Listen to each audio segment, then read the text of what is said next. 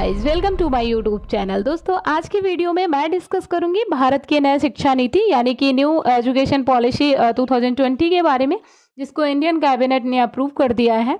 दोस्तों, इस वीडियो में इस पॉलिसी के सारे मेजर पॉइंट भी डिस्कस किए जाएंगे। आपको बता दें कि इस न्यू एजुकेशन पॉलिसी को देखकर ऐसा लग रहा है कि एजुकेशन सिस्टम में ऑलमोस्ट रेवोल्यूशनरी चेंजेस आ जाएंगे। दोस्तों, किसी भी देश की शिक्षा की तस्वीर ये बताती है कि वहाँ की गवर्नमेंट जो है उसकी प्रायोरिटी लिस्ट में एजुकेशन का क्या वैल्यू है। अभी हाल ही के वर्षों में दुनिया भर के विश्वविद्यालयों के बेहतर गुणवत्ता वाले सूची में भारत के पिछड़ने के बाद ऐसा कयास लगाया जा रहा था कि भारत सरकार और समूची व्यवस्था इस मामले में सुधार के लिए कोई ना कोई स्टेप जरूर लेगी ताकि एजुकेशन सिस्टम में थोड़ा इम्प्रूवमेंट हो सके। फाइनली वो टाइम आ गया। प्रधानमंत्री की अध्यक्षता वाली केंद्रीय कैबिनेट ने राष्ट्रीय शिक्षा नीति 2020 को अप्रूव कर दिया है, जो कि बहुत ही ज़्यादा इंटरेस्टिंग और इम्पॉर्टेंट था। इस मायने में भी ये बहुत ही ज़्यादा बेहतरीन स्टेप है कि 1986 के बाद लगभग 34 साल के बाद राष्ट्रीय शिक्षा नीति में बदलाव लाया जाएगा। आपको बता दें कि आज़ादी के बाद ये तीसरी राष्ट्रीय शिक्षा नीति है। पहली आई थी 1968 में, दूसरी आई थी 1986 में, अब ये तीसरी आई है 2020 में, जिसका मसौदा 2019 में ही तैयार कर लिया गया था। आपको बता दें कि इसरो प्रमुख रह चुके डॉक्टर के कस्तूरी रंगन की अध्यक्षता वाली समिति ने ये शिक्षा नीति तैयार किया है और अब इसे मंजूरी मिल चुकी है। दोस्तों, मानव संसाधन विकास मंत्रालय जो है अब वो शिक्षा मंत्रालय के नाम से जाना जाएगा। इसका मकसद यह है कि ताकि शिक्षा की ओर और सीखने की तरफ लोगों का ध्यान अधिक से अधिक आकर्षित किया जा सके। दोस्तों, ऐसे में ये जानने की ज़रूरत है कि सरकार ने इस शिक्षा नीति में क्या क्या सुधार किया है जिससे कि देश का एजुकेशन सिस्टम गुणवत्तापूर्ण होने वाला है। आइए इस वीडियो में समझते हैं कि पहले के कंपैरिजन में इस शिक्षा नीति से क्या क्या परिवर्तन देखने को। सबसे पहले स्कूली शिक्षा के चेंजेस को समझते हैं। दोस्तों, नई शिक्षा नीति में 10+2 के फॉर्मेट की जगह 5+3+3+4 के हिसाब से स्कूली पाठ्यक्रम होगा, जो क्रमशः 3 से 8, 8 से 11 और 11 से 14, 14 से 18 साल तक के उम्र के बच्चों के लिए होगा। फाउंडेशन स्टेज के तहत पहले 3 साल बच्चे आंगनबाड़ी में प्री स्कूलिंग शिक्षा लेंगे, फिर अगले 2 साल तक बच्चे क्लास फर्स्ट एंड सेकेंड में पढ़ाई करेंगे। इन 5 सालों की पढ़ाई के लिए एक नया सिलेबस लॉन्च किया जाएगा। प्रिपरेटरी स्टेज के तहत कक्षा 3 से 5 तक की पढ़ाई होगी। इस दौरान बच्चों को एक्सपेरिमेंट के थ्रू साइंस, मैथमेटिक्स, आर्ट की पढ़ाई कराई जाएगी। दोस्तों, मिडिल स्टेज में कक्षा 6 से 8 तक की पढ़ाई होगी और इन कक्षाओं में विषय आधारित सिलेबस पढ़ाए जाएंगे। कक्षा 6 से ही प्रोफेशनल और स्किल डेवलपमेंट के कोर्स भी स्टार्ट किए जाएंगे। स्थानीय स्तर पर इंटर्नशिप भी करवाई जाएगी ताकि व्यावसायिक शिक्षा और कौशल विकास पर जोर दिया जा सके, और इसका मकसद यह है कि बच्चों को स्कूली शिक्षा के दौरान ही रोजगार हासिल करने योग्य बना देना। दोस्तों, सेकेंडरी स्टेज में कक्षा 9 से 12 की पढ़ाई 2 स्टेज में होगी, जिसमें सब्जेक्ट को डीपली पढ़ाया जाएगा। इसमें सब्जेक्ट को चुनने के लिए बच्चे फ्री होंगे। पहले 10+2 व्यवस्था के तहत सरकारी स्कूलों में प्री स्कूलिंग नहीं थी। पहले फर्स्ट से लेकर 10 तक सामान्य पढ़ाई होती थी और क्लास 11th में बच्चे सब्जेक्ट चूज कर पाते थे। पहले 6 साल में पढ़ाई शुरू होती थी, लेकिन अब नई नीति के तहत 3 साल में ही बच्चों की पढ़ाई शुरू हो जाएगी। 10वीं और 12वीं की बोर्ड एग्जाम में बड़े चेंजेस देखने को मिलेंगे, जिसमें कि साल में 2 बार परीक्षाएं कराई जाएंगी। एक में ऑब्जेक्टिव और दूसरे में सब्जेक्टिव फॉर्मेट में एग्जाम लिए जाएंगे। दोस्तों, नई नीति के तहत कक्षा 3, 5 और 8वीं में भी परीक्षाएं करवाई जाएंगी। बोर्ड एग्जाम्स में मेन फोकस नॉलेज टेस्ट पर होगा ताकि स्टूडेंट्स में रटने की जो आदत है वो ख़त्म किया जा सके।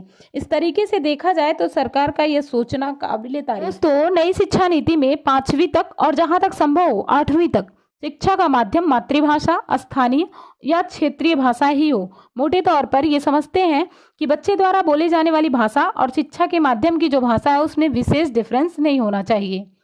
दोस्तों, विदेशी भाषाओं की पढ़ाई सेकेंडरी लेवल से ही होगी, यानी 9वीं कक्षा से बच्चे विदेशी भाषा चूज कर सकेंगे। स्टूडेंट्स को स्कूल के सभी स्तरों और शिक्षाओं में संस्कृत को एक विकल्प के रूप में चुनने का मौका मिलेगा। दोस्तों, त्रिभाषा फार्मूला के तहत राज्य, क्षेत्र, स्टूडेंट्स की पसंद को प्रायोरिटी दी जाएगी, जिनमें कम से कम 2 इंडियन लैंग्वेज होगी। फॉर एग्जाम्पल, कोई बच्चा गुजरात में गुजराती और अंग्रेजी पढ़ रहा है तो उसे कोई तीसरी भाषा जो कि इंडियन ही हो पढ़नी पड़ेगी। इसमें किसी भी स्टूडेंट के ऊपर कोई भी लैंग्वेज थोपी नहीं जा सकती। भारत के कई अन्य लैंग्वेज विकल्प के रूप में उपलब्ध होंगे। अब आइए उच्च शिक्षा में हुए बदलाव को समझते हैं। दोस्तों, उच्च शिक्षा में पहली बार मल्टीपल एंट्री और एग्जिट सिस्टम लागू किया गया है। इसको एक एग्जाम्पल के थ्रू समझते हैं। सपोज आपने बीटेक स्टार्ट किया एंड देन आपको लगा कि नहीं, मुझे ये नहीं करना है, तो आप बीच में ये पढ़ाई को ड्रॉप आउट कर सकते हैं। यदि आप एक साल में अगर आप ड्रॉप आउट करते हैं तो आपने जितनी पढ़ाई करी है, जो सब्जेक्ट्स आपने पढ़े हैं, उनके क्रेडिट्स आप ले सकते हो और उनको दूसरे डिग्री में ट्रांसफ़र कर सकते हो। ये बहुत ही ज़्यादा यूजफुल है, जो कि ज़्यादातर डेवलप्ड कंट्री में ऑलरेडी ये स्कीम एग्जिस्ट करती है। यदि आप एक साल बाद ड्रॉप आउट करते हो तो आपको एक सर्टिफिकेट मिलेगा। 2 साल में अगर आप ड्रॉप आउट करते हो तो आपको डिप्लोमा की डिग्री मिलेगी, और अगर आप 3 साल में ड्रॉप आउट करते हो तो बैचलर डिग्री, और चौथे साल आपको कंप्लीट सर्टिफिकेट मिलेगा। इससे उन स्टूडेंट्स को बहुत ही ज़्यादा फायदा होगा जिनकी पढ़ाई बीच में किसी रीजन से छूट जाती है। अगर वो स्टूडेंट्स जिसने ड्रॉप आउट किया है वो कुछ साल बाद किसी दूसरी जगह एडमिशन लेते हैं, तो पहले वाले कोर्स का सर्टिफिकेट या डिप्लोमा को इस नए कोर्स में अहमियत दी जाएगी। इसे क्रेडिट ट्रांसफ़र कहा जा सकता है। दोस्तों, नई शिक्षा में नीति में स्टूडेंट को यह आज़ादी होगी, अगर वे कोई कोर्स बीच में छोड़कर किसी दूसरे कोर्स में एडमिशन लेना चाहें तो वे पहले कोर्स में से निश्चित समय तक के लिए ब्रेक ले सकते हैं और दूसरा कोर्स ज्वाइन कर सकते हैं। अब 3 साल का डिग्री कोर्स जो है उन स्टूडेंट के लिए होगा जिन्हें हायर एजुकेशन नहीं लेना है और रिसर्च में नहीं जाना है। वहीं रिसर्च फील्ड में जाने वाले स्टूडेंट को 4 साल की डिग्री करनी पड़ेगी, फिर 1 साल में एमए या एमएससी कर सकेंगे। इसके बाद वो सीधे पीएचडी कर सकेंगे। इसके लिए स्टूडेंट्स को एमफिल वगैरह करने की ज़रूरत नहीं पड़ेगी। उच्च शिक्षा में 2035 तक 50% ग्रॉस एनरोलमेंट रेशियो पहुंचाने का लक्ष्य रखा गया है। दोस्तों, ग्रॉस एनरोलमेंट रेशियो जो है वो किसी शिक्षा के स्तर पर कुल योग्य आबादी की वह संख्या है जो शिक्षण संस्थानों में एडमिशन ले चुके हैं। फॉर एग्जाम्पल, अगर उच्च शिक्षा में एडमिशन लेने लायक आयु वर्ग में कुल छात्रों की आबादी 100 है, लेकिन केवल 60 छात्रों ने ही एडमिशन लिया है, तो ये अनुपात 60% कहलाएगा। यही कारण है कि शिक्षा में अनुपात को बढ़ाने के लिए 3.5 करोड़ सीटें जोड़ने की योजना बनाई जा रही है। दोस्तों, इसके अतिरिक्त तकनीकी यानी टेक्नोलॉजी इंस्टीट्यूशन में भी आर्ट्स और ह्यूमैनिटीज के सब्जेक्ट पढ़ाए जाएंगे। आईआईटी इस समय देश भर के सभी टेक्नोलॉजी इंस्टीट्यूट जो भी हैं होलिस्टिक अप्रोच यानी कि समग्र दृष्टिकोण अपनाएंगे। इसमें साइंस, आर्ट और कॉमर्स जैसा कोई विभाजन नहीं होगा। स्टूडेंट अपने पसंद का कोई भी सब्जेक्ट चूज कर पाएंगे, जिसको बहुत बड़ा चेंज माना जा रहा है। यह अप्रिशिएबल स्टेप है गवर्नमेंट का। दोस्तों, मेडिकल और लॉ को छोड़कर सभी उच्च शिक्षा के लिए higher education commission of India बनाया जाएगा, जो कि यूजीसी का जगह लेगा। आइए अब समझते हैं शिक्षा नीति से संबंधित कुछ अन्य बातों को। दोस्तों, उच्च शिक्षा में यूजीसी, एआईसीटीई, एनसीटीई की जगह अब एक ही नियामक होगा जो संस्थानों को निर्देशित करेगा। एक बहुत ही इंटरेस्टिंग स्टेप ये भी है कि शिक्षा को अंतर्राष्ट्रीय स्वरूप देने के लिए टॉप ग्लोबल रैंकिंग रखने वाले यूनिवर्सिटीज़ को भारत में अपने ब्रांच खोलने की परमिशन दी जाएगी। एक्सपर्ट का मानना है कि इससे भारत के स्टूडेंट को भारत के बाहर नहीं जाना पड़ेगा और वर्ल्ड के बेस्ट इंस्टीट्यूट में बच्चों को एडमिशन आराम से मिल सकता है। उन्हें विदेश नहीं जाना पड़ेगा, ये भी एक एडवांटेज है। अपने देश का टैलेंट अपने देश में ही रहेगा। इलेक्ट्रॉनिक पाठ्यक्रम क्षेत्रीय भाषाओं में विकसित करने की योजना भी बनाई जा रही है। दोस्तों, अब सवाल ये है कि नई शिक्षा नीतियों को लागू करने में क्या चुनौतियां आएंगी। दरअसल ऐसा है कि ये शिक्षा नीति संभावनाओं के साथ साथ चुनौतीपूर्ण भी है। नई शिक्षा नीति के अकॉर्डिंग जीडीपी का 6% खर्च करेगी सरकार। हालांकि 1986 में भी जो शिक्षा नीति आई थी उसमें भी यही बात कहा गया था, लेकिन रिस्पांस बेहद डिफरेंट निकल के आया। दरअसल 2017-18 में भारत सरकार ने जीडीपी का महज 2.7% ही खर्च किया था शिक्षा पर। भारत सरकार ने खुद बताया कि 2017-18 में हमने शोध कार्यों पर केवल जीडीपी का 0.7% ही खर्च किया। देखना यह है कि सरकार खर्च के मामले में इतनी तेजी से उछाल कैसे लाएगी। उधर ग्रास एनरोलमेंट रेशियो पहुंचाने का जो लक्ष्य है वो 26.3% से 50% रखा गया है। आर्थिक सर्वे 2017-18 के मुताबिक भारत में प्रति 1 लाख आबादी पर शोध करने वालों की संख्या महज 15 है।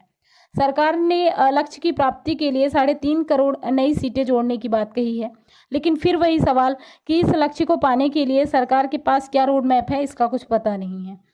एक जो बात और भी ज़्यादा प्रॉब्लम क्रिएट करने वाली है वो ये है कि यूजीसी, एआईसीटीई और एनसीटीई की जगह एक ही नियामक यानी कि higher education commission of India के बन जाने से शिक्षा का केंद्रीकरण हो जाएगा, क्योंकि इस कमीशन का कमान जो है वो सीधे केंद्र सरकार के हाथ में होगा, जिससे संस्थाओं के खुद की राह में बड़ा रुकावट पैदा होगी। एक्सपर्ट का कहना है कि ये शिक्षा का विकेंद्रीकरण का समय है, तब सरकार बेवजह ही इसमें उलझने की कोशिश में लगी हुई है। इस स्थिति में केंद्र सरकार राज्य सरकार की समस्या को अनदेखा भी कर सकती है। दोस्तों, बच्चों के लिए शिक्षा का माध्यम मातृभाषा होने से अलग अलग राज्यों में कई समस्याएं आएंगी।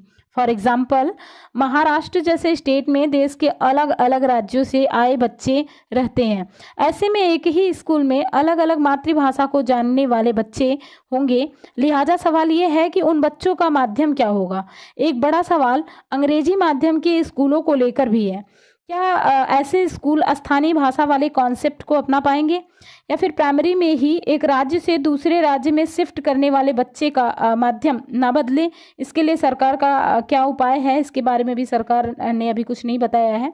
दोस्तों, सभी घोषणाओं को जमीन पर उतारने के लिए बुनियादी तौर पर संरचना की जरूरत होती है। नीति का संचालन कितना मुश्किल है, इस बात का अंदाजा इसी बात से लगाया जा सकता है कि अभी शिक्षा के लिए आवंटित फंड्स पूरा इस्तेमाल भी नहीं हो पाता है। यह स्थिति तब है जब हमारी सरकारें दूसरे देशों के मुकाबले कम खर्च करती हैं। पिछले 5 सालों में 4 साल ऐसे गुजरे हैं जब शिक्षा के लिए जारी बजट को पूरा खर्च नहीं किया जा सका है। 2014-15 में आवंटित बजट का 17% रकम भी नहीं खर्च किया जा सका, जो पिछले 10 सालों में सबसे ज़्यादा है। दोस्तों, शिक्षा में सुधार के लिए ये सबसे ज़रूरी है कि शिक्षण संस्थाओं को जो स्वायत्तता है वो दी जाए, या उनकी जो स्वायत्तता है वो कायम रहे। दोस्तों, आपको बता दें कि भारत अनुसंधान शोधकर्ताओं पर बहुत कम खर्च करती है। 2017-18 में हमने शोध कार्यों पर जीडीपी का महज 0.7% ही खर्च किया है। अब जबकि नई शिक्षा नीति भी नेशनल रिसर्च फाउंडेशन की तरफ मुखर है, तब जरूरत है इसे फास्ट ट्रैक के बेसिस पर तेजी से आगे लाया जाए। बहरहाल, सरकार इस नई शिक्षा नीति को देश में कैसे लागू करेगी, ये विषय भविष्य के गर्भ में है, लेकिन अभी सभी प्रकार से यही उम्मीद की जा रही है कि ये नीति जो है वो कागजी खाना पूर्ति ना होकर सही अर्थ में नीतियाँ लागू की जाएंगी, तभी शिक्षा की दिशा और दशा में सुधार देखने को मिलेगा। उम्मीद करते हैं आपको ये हमारा वीडियो बहुत अच्छा लगा होगा, और अगर आपको ये वीडियो अच्छी लगी हो तो प्लीज़ वीडियो को लाइक करें, शेयर करें, चैनल को सब्सक्राइब करें। अगर आपका कोई सुझाव हो तो प्लीज़ कमेंट बॉक्स में कमेंट करें। Keep watching, thank you.